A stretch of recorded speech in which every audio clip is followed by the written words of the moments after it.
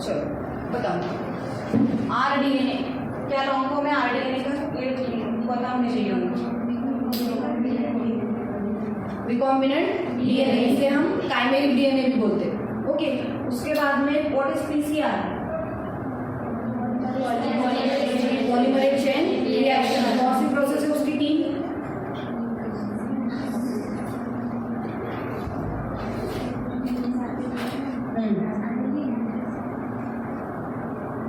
Denaturation, annealing और renaturation, तीन process है। पता है आप लोगों को? कल बच्चों को ये भी नहीं पता था पीसीआर टेक्निक में कुछ भी नहीं है जो आपको इतना मतलब हेजिटेट करता है कि यार मुझे कुछ भी नहीं आ रहा है इसमें से। पहले में तोड़ना है, डीनेचुरेशन में हीटिंग अप करके उसको ब्रेक करना है डबल स्ट्रैंडेड डीएनए को, दूसरे में हमें उसे ठंडा करना है 40 to 60 डिग्री में, राइट? तो क्या हो गया? प्राइमर फॉर्मेशन हो गई, जो सिंगल स्ट्रैंड हो गया उसमें प्राइमर फॉर्मेशन हो गया, तो डबल बनना स्टार्ट हो जाएगा। और लास्ट में रीनेचुरेशन का मतलब जोड़ना है फिर से, तो खत्म हुआ। सेकेंड प्रोसेस में इतना टैग पॉलीमरेज नाम का एंजाइम ज्वाइन हो रहा है जो स्टेबल एंजाइम होता है एनी टेम्परेचर में, तो इसीलिए हम उसे स्टेबलाइज एंजाइम करके यूज करते हैं टैग पॉलीमरेज। ओके, तो इतनी सी छोटी सी बात है, पूरा लेक्चर गया मेरा 40 to 45 मिनट का। पैलिंड्रोम सिंड्रोम किसे, पैलिंड्रोम सीक्वेंसेस किसे बोलते हैं हम?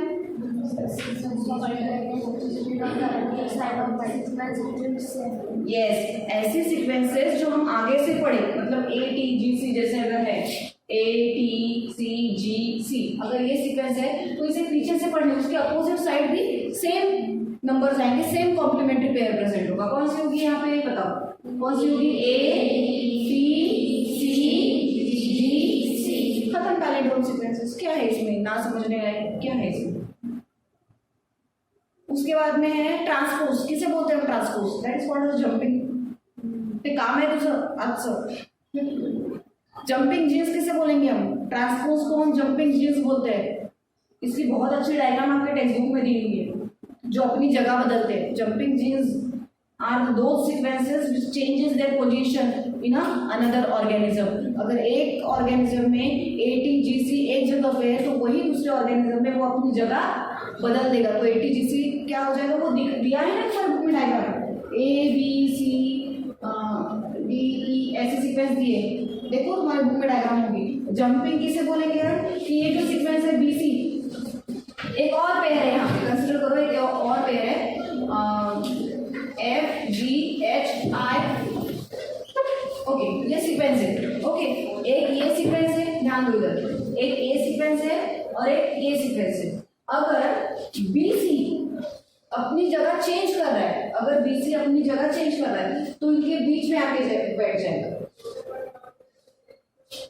तो BC क्या हुआ? Jumping gene. तो ये मैंने यहाँ पे दिखा दी, हर एक जगह पे आपको अलग अलग सीक्वेंसेस अपनी जगह चेंज करते हुए नजर आएंगे, तो उन्हें हम बोलते हैं जंपिंग जीन्स।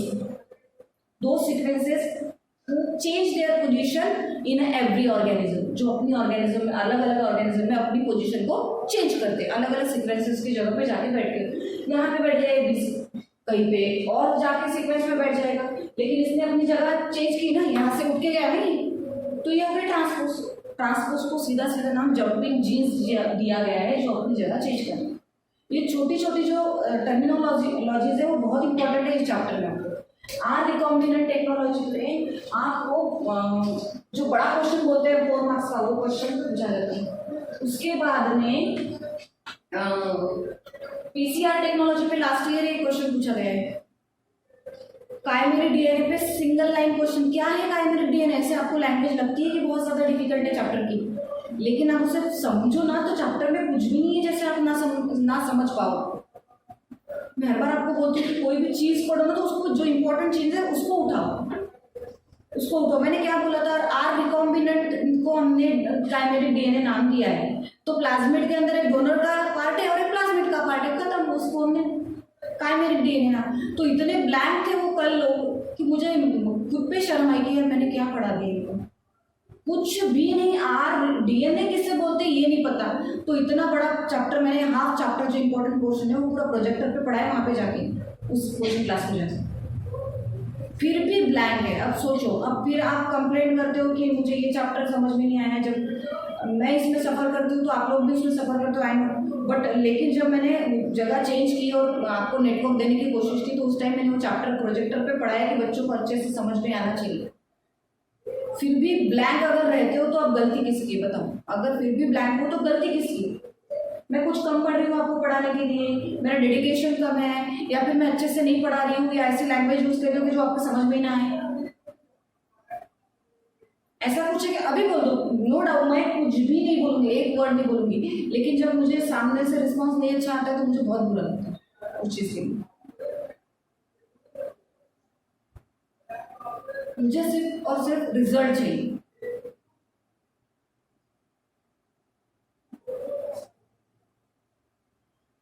आप लोगों को क्लियर है ये सारी चीजें? PCR, or recombinant DNA, plasmid किसे बोलते हैं, काइमेरिक किसे बोला जाता है, जंपिंग जीन्स किसे बोलेंगे, ये सारी टर्मिनोलॉजीज आपको पता है, मैं पहले ही बता दूं, इस पे क्वेश्चन पूछे जाते हैं एग्जाम में।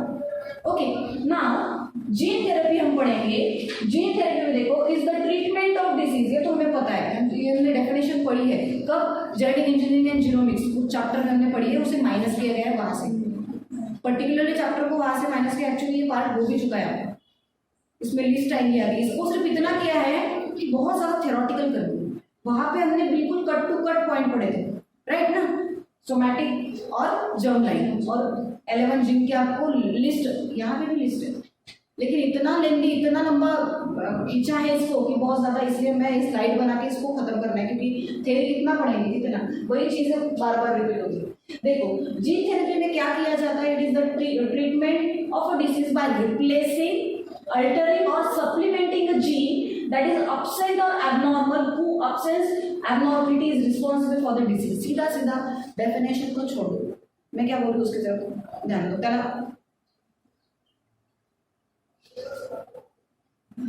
पहला थोड़ा मैं हाथ में रिकॉर्ड मत चालू करो, ठीक है? क्या होता है, अगर मुझे कोई डिसीज है, अगर मुझे कोई डिसीज कॉज हुआ है, तो डिसीज कॉज होने के लिए क्या चीजें रिस्पॉन्सिबल होती है? एक तो हमारा सोमैटिक सेल, मतलब एक तो हमारे बॉडी के नॉर्मल बॉडी में डिसीज कॉज हुआ होगा, या तो फिर हम मेरे रिप्रोडक्टिव पार्ट में डिसीज कॉज हुआ। दो ही तरीके के डिसीज रह सकते हैं ना, एक तो हमारे बॉडी में दो ही तरीके के मेन सेल है, सोमैटिक सेल जो होल बॉडी सेल हमसे बोलते हैं, और जर्म लाइन सेल जो रिप्रोडक्टिव पार्ट से बोलते हैं, उससे रिलेटेड डिसीज होगी, ठीक है?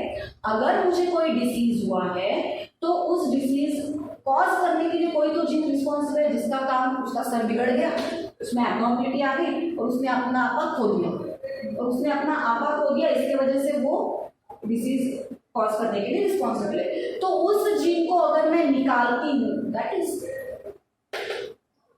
क्या करना है, रिप्लेसमेंट करना है मुझे, तो उसे रिप्लेसमेंट बोलेंगे, या फिर निकालेंगे सीधा उसे, तो आपको पहले निकालना ही पड़ेगा, तो आप उसे एक्सट्रैक्ट करोगे। निकालने के बाद, निकालना ही एक सोल्यूशन है क्या?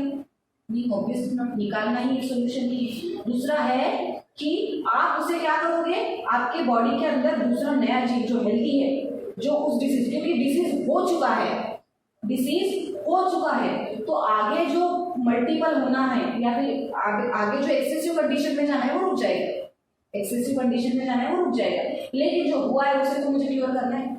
तो क्योर करने के लिए क्या करेंगे, जो हेल्दी जीन है उसे होने से रोकेगा, उस हेल्दी जीन को हमारे बॉडी के अंदर ट्रांसमिट करेंगे। तो जो खराब था उसे निकाल दिया मैंने, और जो अच्छा था उसे डाल, इसे अल्टरिंग बोल सकते हैं, रिप्लेसमेंट बोल सकते हैं, या फिर सप्लीमेंट लगाना भी बोल सकते हैं। किस जीन को रिप्लेस करेंगे, किस जीन को सप्लीमेंट लगाएंगे, या फिर किस जीन को अल्टर करेंगे? जो जीन आपके बॉडी में एबनॉर्मलिटी कॉज कर रही है, जो जीन आपके बॉडी के मतलब डिसीज कॉज करने के लिए रिस्पॉन्सिबल है, उस जीन को निकालना with the help of gene therapy, और उसे ही बोला जाता है जीन थेरेपी। क्लियर है? मतलब किसी भी फॉल्टी जीन को बॉडी से डिलीट कर दो और अच्छे हेल्दी जीन को बॉडी के अंदर रिप्लेस कर दो, ठीक है? उसे हम बोलेंगे gene therapy. DNA that code for a specific gene is delivered to a individual cell in a body. क्या बोला जाता है कि जो डीएनए है,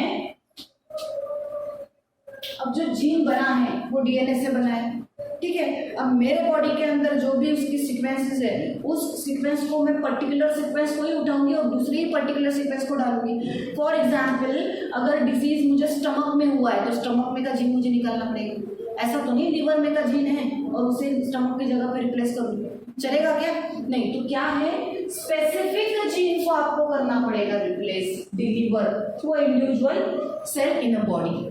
तो किस जीन को आप रिप्लेस करोगे? किसी भी स्पेसिफिक जीन को जो आपके जिस पार्ट में आपको डिसीज कॉज कर रहा है, उस ही स्पेसिफिक जीन को आप क्या कर सकते हो? डिलीवर कर सकते हो। मतलब अगर स्टमक में प्रॉब्लम है तो स्टमक का जीन ही निकालना पड़ेगा, अगर लीवर में प्रॉब्लम है तो लीवर से ही जीन को एक्सट्रैक्ट करना पड़ेगा। वहां पे वो जीन प्रेजेंट है जो क्या कर रहा है? उस पार्ट को अफेक्ट कर रहा है। मतलब ऐसे पर्टिकुलर जीन होते हैं कि पर्टिकुलर पोर्शन को हार्म करते हैं, तो उस जीन को मैं क्या करूंगी? उस स्पेसिफिक डीएनए को एक्सट्रैक्ट करूंगी और स्पेसिफिक डीएनए से ही रिप्लेस करूंगी। Then genetic factors are responsible for, अब ये बहुत सारे नाम दिए, हमें इसकी हिस्ट्री ज्योग्राफी नहीं जानना, सिर्फ हमें इतना एग्जाम्पल पता होना चाहिए कि जीन थेरेपी को हम कौन से डिसीजेस को हम सुधार सकते हैं। पहला दिया है cystic fibrosis, haemophilia, muscular dystrophy, change in gene directly. मतलब ये जो डिसीजेस है, इन डिसीजेस के जीन्स को डायरेक्टली हम क्या कर सकते हैं? रिप्लेस कर सकते हैं। डायरेक्टली हम क्या कर सकते हैं? रिप्लेस करके जीन थेरेपी का यूज कर सकते हैं। इसलिए यहाँ पे मेंशन किया gene directly, change in a gene directly, उसके जीन को हम डायरेक्टली चेंज कर देंगे। Then in cholesterol and high blood pressure and genetic environmental factor interact to cause the disease. अब बताओ कि सारे के सारे जीन से ही रिलेटेड हो गए, ऐसा नहीं, कुछ किस चीजों से है? एक तो आपको कोलेस्ट्रॉल में प्रॉब्लम आ रहा है, एक तो आपकी हाई ब्लड प्रेशर है, या फिर जेनेटिक और एनवायरमेंटल फैक्टर्स है जिनके वजह से आपके बॉडी में डिसीज कॉज हो रहा है। मतलब जीन यही एक डिफेक्ट नहीं है आपकी बॉडी में, मतलब जीन से ही सारे प्रॉब्लम हो गए ऐसा नहीं है। कभी कभी आपके एनवायरमेंटल इश्यूज जो रहते हैं, आपका फैक्टर्स, बहुत सारे लोगों को एलर्जीज रहती है, धूप से एलर्जीज रहती है, बहुत सारे लोगों को धूल से एलर्जीज रहती है, बहुत सारे लोगों को किसी पर्टिकुलर फ्लावर की एलर्जी रहती है। तो वो एनवायरमेंटल फैक्टर से भी आपकी बॉडी को एलर्जी हो सकती है, तो एनवायरमेंटल फैक्टर में आया। देन जेनेटिक तो हमें पता ही है, अगर जीन में डिफेक्ट है तो ऑब्वियसली जेनेटिक डिफेक्ट हम बोलेंगे। ब्लड प्रेशर हाई या लो हो रहा है, मतलब आपका ब्लड प्रेशर अगर हाई या लो है तो भी आपके बॉडी में डिसीजेस आते हैं। हमने तो सर्कुलेशन चैप्टर में पढ़ा है, हाई ब्लड प्रेशर, हाइपरटेंशन वगैरह पढ़ा है हमने। ओके, तो क्या है ये सारी चीजें? कोलेस्ट्रॉल क्यों बढ़ता है? ऑयली चीजें खाने से बॉडी में, अगर आपका एक बैलेंस है, आपके बॉडी को एसिडिक चीजें चाहिए, बेसिक चीजें चाहिए खाने के लिए? बेसिक। और हम क्या खाते हैं बच्चों? ज्यादा से ज्यादा हमारा जो डेली रूटीन का अगर डाइट आप चेक करो तो आप ज्यादा से ज्यादा एसिडिक चीजें खाते हो। ओके, तो अगर हम हमारे बॉडी को बाहर से खराब करें तो हम जीन को थोड़ी ना बोलेंगे यार तेरे वजह से हुआ, बोलेंगे क्या?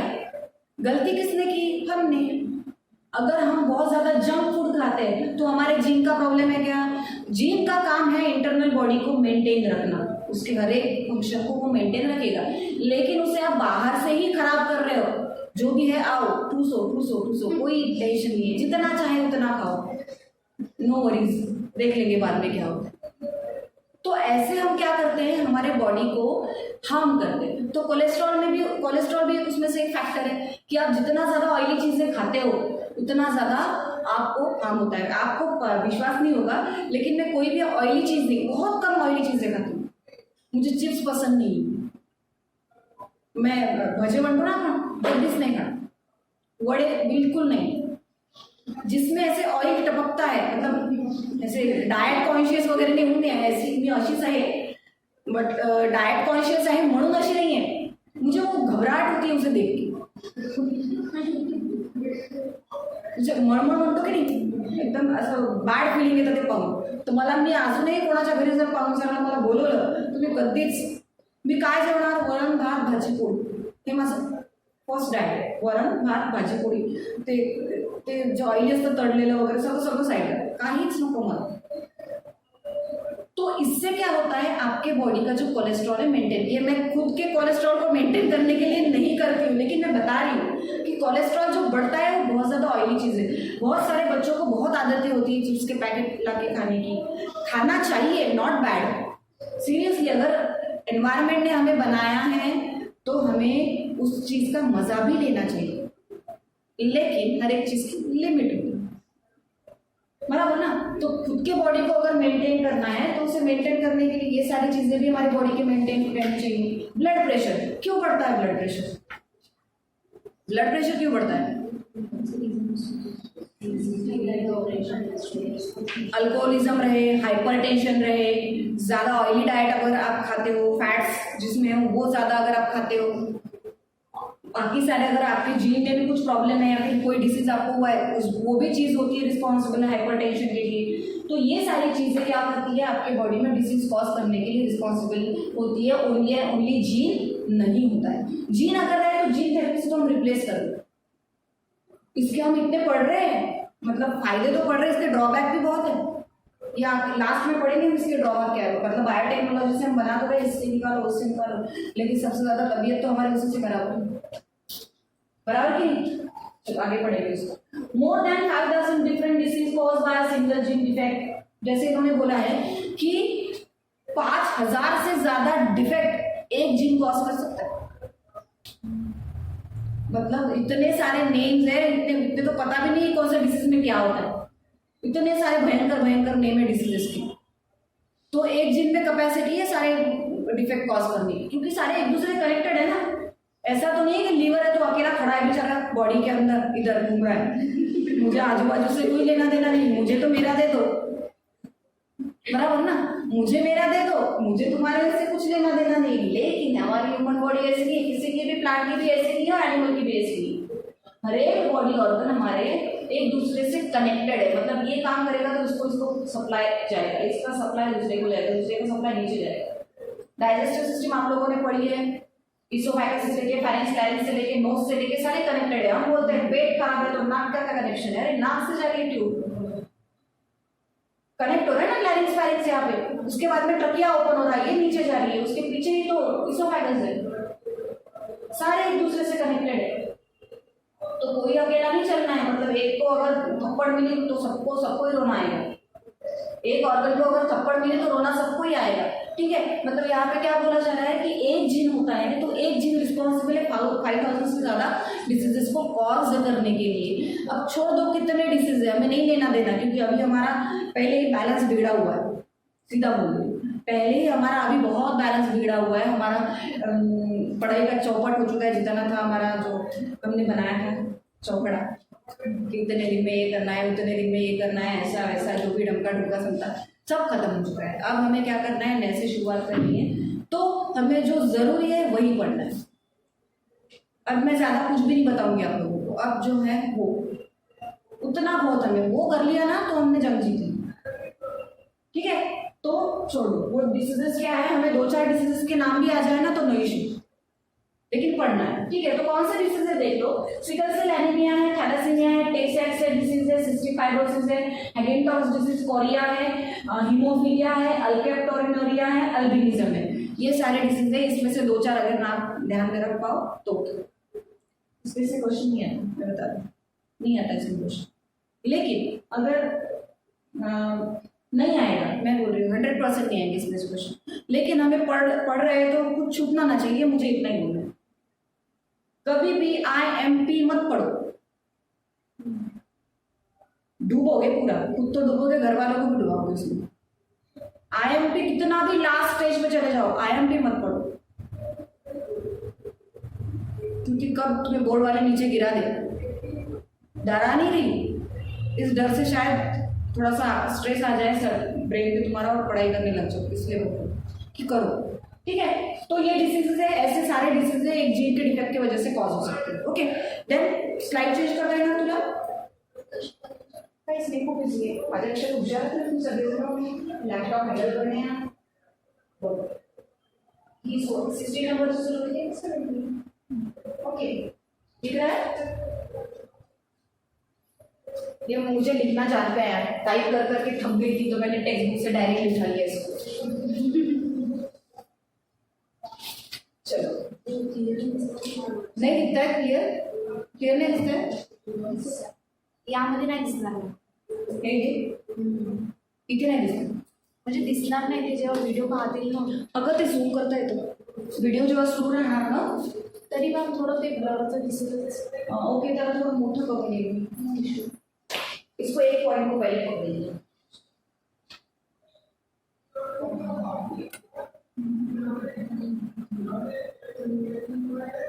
अब तो जूम को फील होते बताना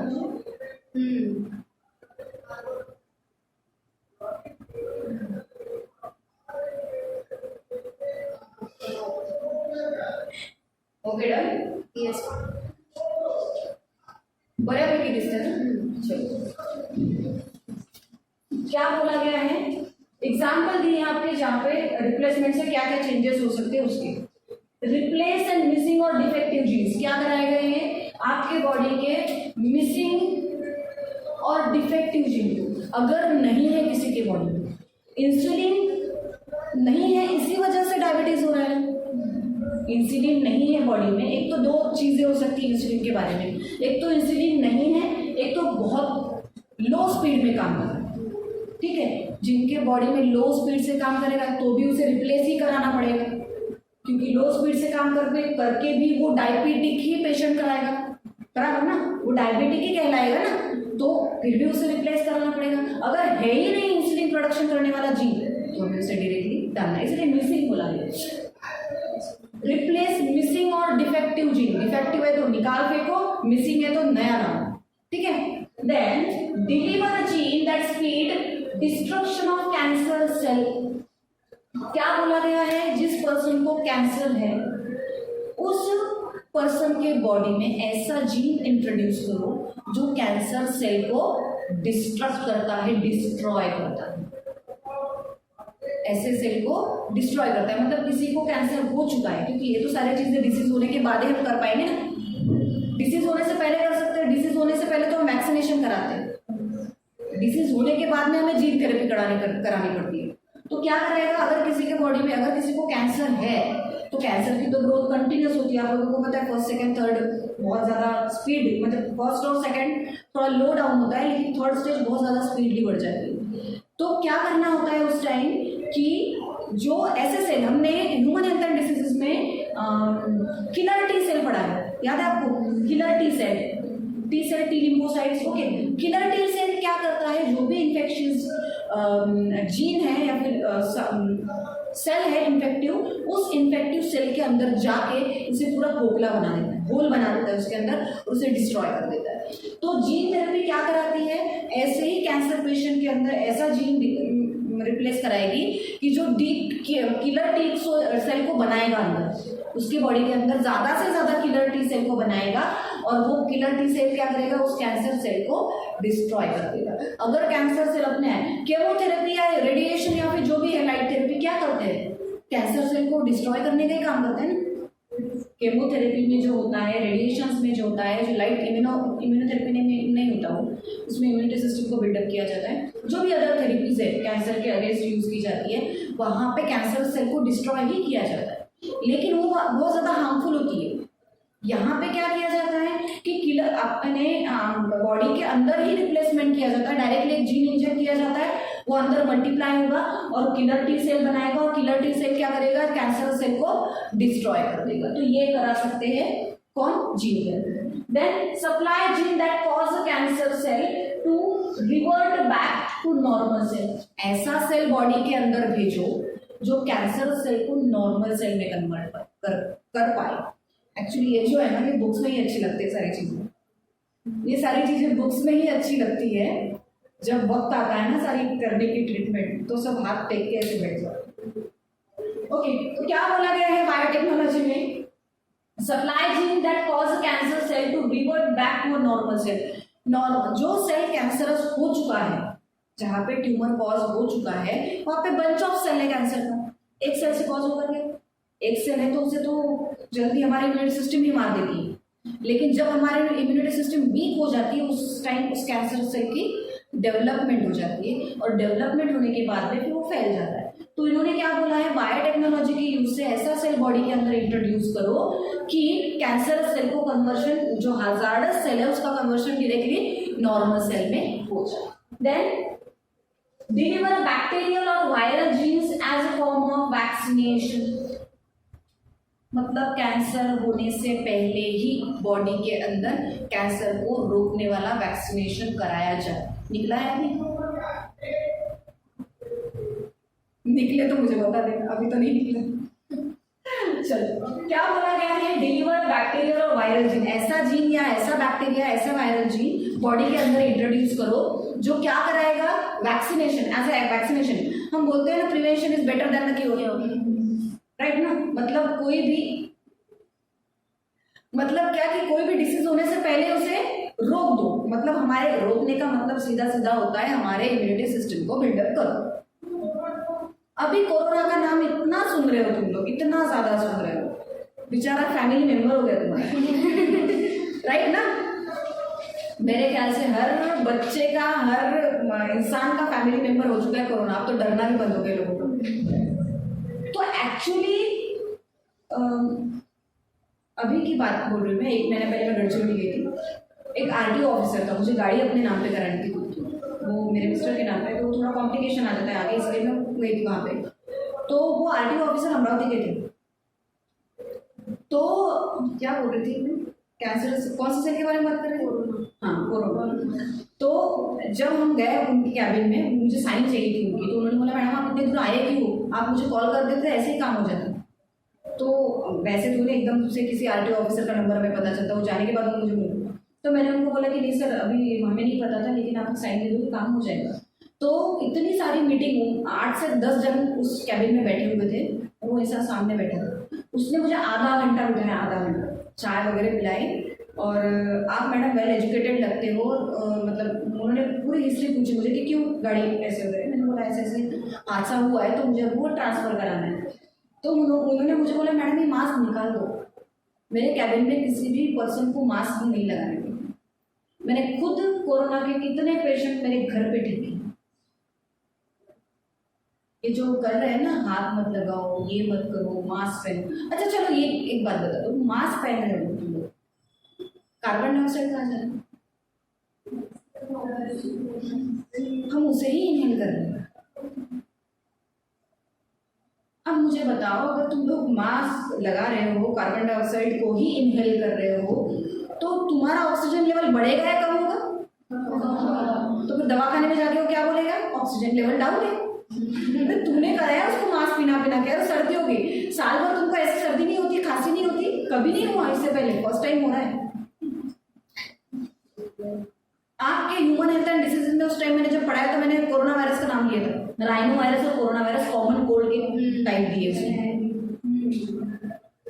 तो कोरोना वायरस कब? जब सर्दी हाइपर कंडीशन में पहुंच जाती है, तो उस टाइम हम उसे कोविड का नाम देते हैं, हाइपर स्टेज पे। जैसे निमोनिया, निमोनिया भी एक डिसीज है related to common cold. Okay, जब ये उससे भी सीवियर स्टेज में हो जाता है तो हम उसे कोविड का नाम देते हैं। तो ठीक है, प्रिकॉशन लेना है, लेकिन इस चीज़ के लिए अब मुझे ये बताओ कि वैक्सीनेशन नहीं निकला, ये लोग बोल रहे हैं वैक्सीनेशन नहीं निकला, तो लोग कैसे ठीक हो रहे हैं? कैसे हो रहे हैं? हमारा भी वही क्वेश्चन था। अगर मेडिसिन ही नहीं है, अरे पूरे वर्ल्ड में बता रहे हो तुम लोग मेडिसिन नहीं है, मेडिसिन नहीं है, मेडिसिन नहीं है, तो ठीक कैसे हो रहे हैं? ठीक क्यों हो रहे हैं? क्योंकि ये नॉर्मल डिसीज है, इसका नाम इतना बड़ा कर दिया। ठीक है, हाथ धोना सिखा रहा है तुम्हें, ओके, लेकिन सैनिटाइजर ज्यादा यूज करोगे तो उससे भी कैंसर होता है, स्किन कैंसर। उसे इनहेल करो, उस जो सैनिटाइजर तुम्हारे नाक के पास लेके आओ, तुम्हारा से चक्कर आना लगता है, आपके ब्रेन में ऐसे घूमता है सर। तो हाथ वॉश करना अच्छी आदत है, लेकिन 2 मिनट में हाथ हैंड को क्लीन करना, आप पूरे आपके बॉडी को माइक्रो ऑर्गेनिज्म की रिक्वायरमेंट है। बच्चों में बता दो, हर एक बॉडी को माइक्रो ऑर्गेनिज्म की रिक्वायरमेंट है। हमारे हाथ पे जो माइक्रो ऑर्गेनिज्म है ना, ये हमें चाहिए। बच्चों को बचपन में मिट्टी में खिलाया जाता है, खिलो क्यों? क्योंकि उसे उस बॉडी को उस माइक्रो ऑर्गेनिज्म के साथ फैमिलियर करना होता है। फैमिलियर करना मतलब आदत हो जानी चाहिए, बराबर ना? तो आदत कब होगी? जब आप उससे फैमिलियर होंगे। तो हाथ धोना, ओके, आप खाना खा रहे हो, हाथ धोना है, ठीक है, लेकिन आप 2 मिनट में बाद वही चीजें कर रहे हो। अगर आपको कोरोना से बचना है तो उसका बेस्ट सोल्यूशन है अपनी इम्यूनिटी सिस्टम को बिल्डअप करो। इम्यूनिटी सिस्टम बिल्डअप कैसे होगी? किसी मेडिसिन से बिल्डअप नहीं होगी। प्रॉपर डाइट, तुम्हारे बॉडी को प्रोटीन की जरूरत है, प्रोटीन मार्केट से प्रोटीन मत लो। देखो वेजिटेबल्स, देखो यूट्यूब पे किनसे प्रोटीन मिलता है, किनसे विटामिन सी मिलता है आपको। टैबलेट खाने से इम्यूनिटी नहीं बढ़ती। तो वो उसका सोल्यूशन हुआ कि किसी के बॉडी को बिल्डअप करो, इम्यूनिटी को बिल्डअप करो। तो ये बायोटेक्नोलॉजी पढ़ाती है, लेकिन अभी उसका क्या शुरू है, पैसा कमाना शुरू है, तो बायोटेक्नोलॉजी शांत बैठी। चलो then supply of gene for impairing viral replication. Supply of gene for impairing viral replication क्या बोला जाएगा यहाँ पे, ऐसे जीन का supply of gene for impairing viral replication, जहां पे आपके बॉडी में रेप्लिकेशन की प्रोसेस हो रही है, लेकिन कौन रेप्लिकेट हो रहा है, वायरस। आपके बॉडी को इन्फेक्शियस कर रहा है, इन्फेक्शन दे रहा है, उस वायरस का रेप्लिकेशन हो रहा है। जब आपके बॉडी में कोई इन्फेक्शन कॉज होता है तो एक वायरस नहीं है जो बॉडी को हार्म करता है, वो मल्टीपल होता है आपके बॉडी के अंदर खाना खा खा के। आप लोगों को पता है वायरस की कोई ओन उसकी इम्यूनिटी नहीं होती है, बराबर ना। उसकी ओन इम्यूनिटी होती है क्या, सॉरी उसकी ओन मशीनरी होती है क्या, नहीं, वो हमारे बॉडी के राइबोसोम्स पे अपनी लाइफ साइकिल कंप्लीट करता है। तो उस लाइफ साइकिल को कंप्लीट करने के लिए बच्चों क्या करना पड़ेगा आपको, उसका इंपेयरिंग रोकना पड़ेगा, आपके बॉडी में उसका सप्लाई रोकना पड़ेगा कि उसे रेप्लिकेट नहीं होने देना है। अब रेप्लिकेट ना होने देने के लिए भी अलग अलग तरीके दिए जो हमें नहीं पढ़ने हैं, ठीक है। Then provide gene that promote और impair can help the growth of new tissues. क्या बोला है, प्रोवाइड जीन दैट प्रमोट और ग्रोथ ऑफ न्यू टिश्यूज। क्या होता है, जो भी इन्फेक्शन आपके बॉडी में कॉज होगा, जो भी इन्फेक्शन आपके बॉडी में, मी असं भागवत वगैरे म्हणत आहे असं वाटतंय का तुम्हाला, मला तुमचे चेहरे पण असं वाटतंय की मी खूप भागवत वगैरे सांगत आहे की प्रवचन वगैरे असतं ना आणि शांत लोक अशी बसून आहेत, म्हणजे प्रवचन सुरू आहे कोणाचं तरी आणि सगळे शांत अशी बसून ऐकत आहेत खूप। चलो काय करायचंय, जो भी इन्फेक्शन आपके बॉडी में कॉज हो रहा है तो आपके वो नॉर्मल टिश्यूज को मारना है। ये पहले ये काम करेगा, वो भूत है ना, वो भूत घुसने के बाद में क्या करेगा, वो शांति से नहीं बैठेगा, आपके बॉडी के सेल को मारेगा, क्योंकि उसका काम ही है, वो ड्रैक्यूला है, उसका काम है अच्छे लोगों को मारना। बुरे लोगों का काम क्या होता है, अच्छे को दबाना। तो वो भी हमारे बॉडी में घुसा हुआ एक भूत है, उसका काम करेगा, क्या काम करेगा, वो हमारे नॉर्मल बॉडी टिश्यूज को मार डालेगा। फिर मारने के बाद में टिश्यूज तो कम हो गए बॉडी से, तो हमें क्या चाहिए, हमारे न्यू टिश्यूज, हमारे न्यू सेल बनने चाहिए। अगर कोई इन्फेक्शन हमारे बॉडी में गया है, कोई एंटर किया है, तो अंदर से उसे न्यू सेल बनाने के लिए या फिर न्यू टिश्यूज को बनना, स्पीड से बनना चाहिए अंदर की, जिसके वजह से आप लोअर डाउन ना हो जाए, जिसके वजह से आप लोअर डाउन ना हो जाए। अगर आप लोअर डाउन हो गए इनकेस, तो क्या होगी, आपकी इम्यूनिटी डाउन होगी, मतलब वो आपको ज्यादा अफेक्ट करेगा। अफेक्ट कब नहीं करेगा, जब मार रहा है लेकिन बन तो रहे, न्यू सेल हमारे सेल को मार रहा है, लेकिन यहाँ से बॉडी में नए सेल भी बन रहे हैं, मतलब जितना माइनस हो रहा है उतना ही प्लस हो रहा है, तो आपके बॉडी को अफेक्ट नहीं करेगा। Then deliver gene that stimulate the healing of damage tissues. मैंने अभी बोला कि अगर आपके बॉडी के टिश्यूज को डैमेज कर रहे हैं कोई इन्फेक्शन, कोई वायरस, तो आप क्या करना चाहिए, ऐसे सेल बॉडी में भेजना चाहिए, ऐसे जीन बॉडी में भेजना चाहिए। डाल सकते हो जीन थेरेपी के थ्रू, कि जो क्या कराएंगे, आपके उस डैमेज टिश्यू को हील कराएंगे, उस डैमेज टिश्यू को हील कराएगा। आप बताओ, किसी को कट लगा है, काटा है, स्किन से कट हुआ, इंजरी कॉज हुई है, तो वो इंजरी कॉज होने के बाद में आप उसे बराबर करते हो क्या, मतलब खुद से जुड़ बाबा जुड़ कट लग रहा है, या चूचा करते हो, उसे जुड़ जाता है, आला मंतर काला मंतर होता है कैसे, हमारे बॉडी में रिपेयर सिस्टम होता है, हमारे बॉडी में रिपेयर सिस्टम होता है, और वो रिपेयर सिस्टम क्या करता है कि हमारे स्किन को अपने आप हील कराता है। तो हील कराने की भी एक लिमिट होती है, खुद के जो सेल एक लिमिट तक काम कर सकते हैं। हम बोलते हैं इम्यूनिटी सिस्टम को बिल्डअप करो, ठीक है, हम क्या बोलते हैं, इम्यूनिटी सिस्टम को बिल्डअप करो, फिर भी तो डिसीज होती ही है, फिर भी तो डिसीज होते ही है। तो डिसीज तो हो गए, क्योंकि हम जितना उसकी जो इंटेंसिटी रहती है ना, जो इन्फेक्शन हमें कॉज होता है, उसकी इंटेंसिटी हमारे बॉडी के इंटेंसिटी से बहुत ज़्यादा हाई होती है, तो उस टाइम वो इन्फेक्शन होने होता है जब उसकी इंटेंसिटी ज़्यादा है, ठीक है। अगर उसने हार्म कर दिया तो हम थोड़े शांति से बैठ जाएंगे, बाबा तू आलस था, ठीक है, ओके डन। देन आगे तो हमारे बॉडी को भी वर्क करना पड़ेगा। तो हमें जो डॉक्टर्स मेडिसिन देते हैं, एंटीबायोटिक देते हैं, ये जो भी चीज़ें देते हैं, ये क्या करते हैं, आपके बॉडी के अंदर कोई इन्फेक्शन अगर आया है तो उसे मारते ही है ना, या उसे लाड़ पुचकार करके बोलते बेटा तू बाहर निकल। ऐसा होता है क्या, इंजेक्शन ही देना पड़ता है आपको। इंजेक्शन देने के बाद में वो बॉडी के अंदर आपके मेडिसिन जाएगी और वो मेडिसिन उसके अगेंस्ट काम करेगी। ओके तो क्या करना है, हीलिंग पावर होनी चाहिए, हील करने वाले जीन्स को बॉडी के अंदर ट्रांसमिट करना चाहिए। तो बहुत सारे जो मेडिसिन बने हैं, जो भी चीज़ें बनी हैं, हम एंटीबायोटिक के बारे में बात करते हैं, हम एसिड्स के बारे में बात करते हैं, हम अलग अलग एंजाइम्स के बारे में बात करते हैं जो यूजफुल है, तो वो भी तो सारे के सारे बायोटेक्नोलॉजी से ही बने हैं। मेडिसिन बनी है बायोटेक्नोलॉजी से बनी है, इंसुलिन का प्रोडक्शन होता है बायोटेक्नोलॉजी से बना है ना। लेकिन हर एक चीज़ का, जैसे मोबाइल हम बोलते हैं, जैसे मैंने पहले बोला कि इसके तो फायदे तो हम बहुत देख रहे हैं, इसके हम भी हम देखेंगे। जैसे मोबाइल, अभी हमें ऑनलाइन क्लास के लिए मोबाइल बहुत ज़्यादा इंपॉर्टेंट है, बहुत मतलब पहले अलाउ नहीं रहता था क्लास में, अब सबको चाहिए मोबाइल।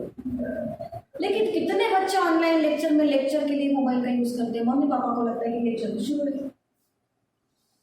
राइट ना। अगर मैं रहूँ तो मुझे पता है कितने सारे बच्चों को मैं आवाज़ भी देती हूँ तो प्रेजेंट भी नहीं रहते, वो सिर्फ नाम लिखा रहता है उनका, क्योंकि उनको ऑन करके रख देती हूँ। कितने सारे ऐसे बच्चे हैं। तो हर एक चीज़ के फायदा नुकसान दोनों भी होते हैं, वो हम पे डिपेंड है कि हम क्या लेते। सोचो अब तुम लोगों ने क्या लिया, ठीक है, ये समझ में आ गया आप लोगों को। उसके बाद में नेक्स्ट टाइम हो गया क्या,